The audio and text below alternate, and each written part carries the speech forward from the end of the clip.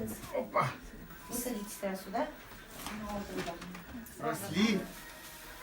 Хорошо учились в школе, не баловались. Маму слушали. Келіватырмыз мынау біздің округіміз көмек беріп қолдан келген. Сосын елбасымыз айтты ғой, что мынау көмек жасау керек. Енді елбасымыз күні келіп жатыр. Бірінші желтоқсан күні. Сонымен бүкіл құттықтаймыз. Соған келіп тұрғанып келдім. Узнали из газеты «Любимый город», что в Красном Яре проживает мать 6 детей, Асингуль. Вот, что у нее очень тяжелое положение. Все вопросы ваши, которые по документам, сейчас постараемся все вопросы вам выправить, решить.